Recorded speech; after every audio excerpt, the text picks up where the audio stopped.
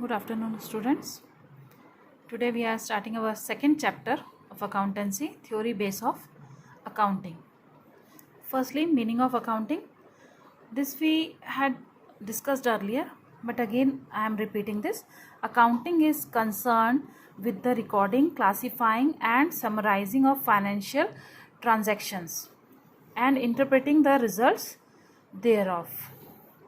It aims at providing information about the financial performance of a firm to its various users. What are these? Which are these various users?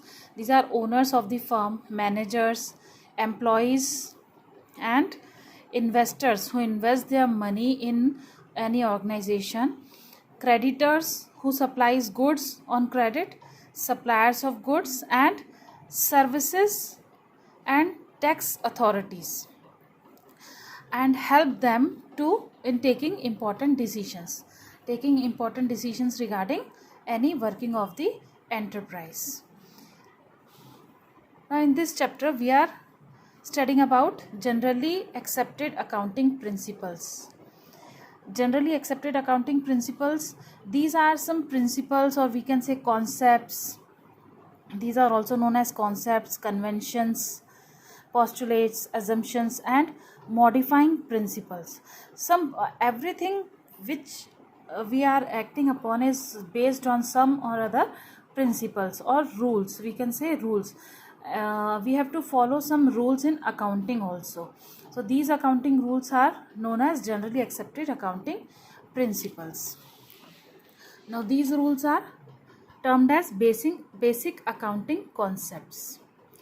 These are referred as the fundamental ideas or basic principles underlying the theory and practice of financial accounting, and board working rules for all accounting activities, for performing accounting activities, for maintaining accounts, books of accounts, records of transactions. These all are based on some concepts. Now what are these concepts? First one is basic business entity concept. Business entity concept, this I told you earlier that businessman and his business are the two separate identities. This concept assumes that business has a distinct and separate entity from its owner. Yes, owner has different entity and business has different. All accounting records are made in the books of accounts from the point of view of business unit and not that of the owner.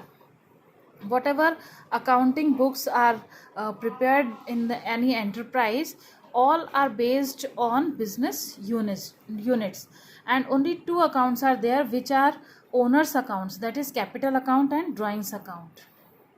Second is money measurement concept. The concept of money measurement states that only those transactions which can be measured or expressed in terms of money are recorded in books of accounts. Only those transactions which can be assessed in terms of money, measured in terms of money, only those transactions are recorded in accounting books. Third is going concern concept.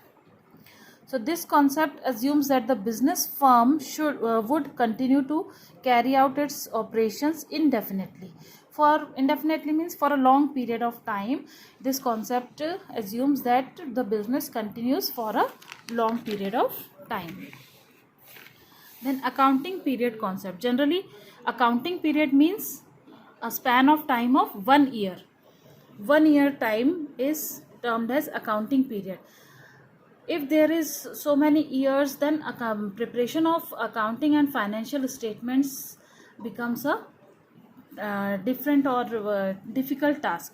So accounting period refers to the span of time at the end of which the financial statements of an enterprise are prepared to know whether it has earned profit or incurred losses during that period, and to know the exact position of assets and liabilities of business at the end of that period.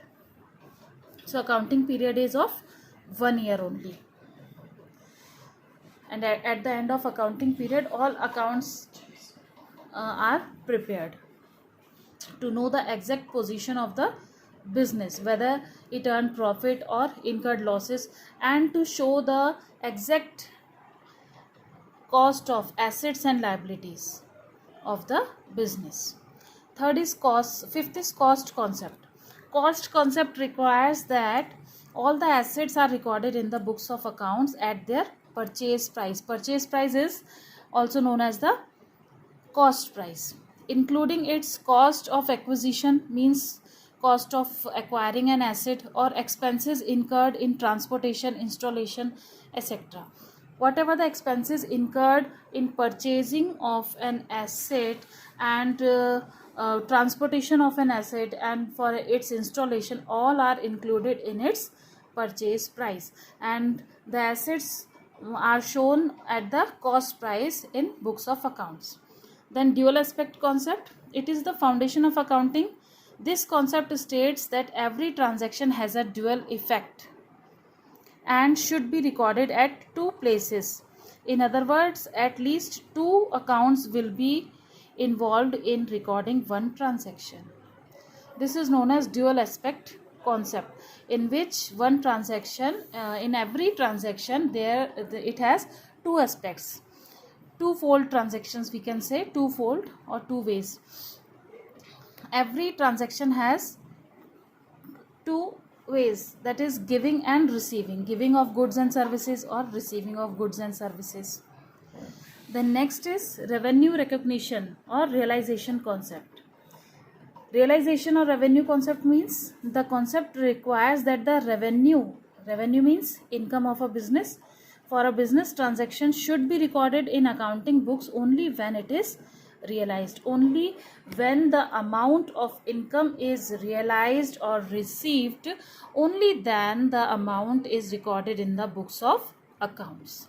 Then matching concept. Matching concept emphasizes that expenses incurred in an accounting period should be matched with revenues earned during that period. Why it is necessary to match the revenue and expenses incurred during the year? To come out to calculate the profit or earning of the business during an accounting year. So next is full disclosure concept. Full disclosure means whatever the information regarding any transaction, it should be fully disclosed or written in the books of accounts. Information provided by financial statements are used by different groups of people.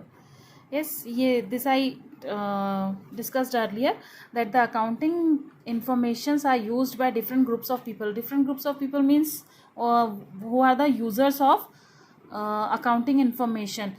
External users we studied earlier, that creditors, suppliers of goods, tax authorities, investors especially. So information provided by financial statements are used by different group of people.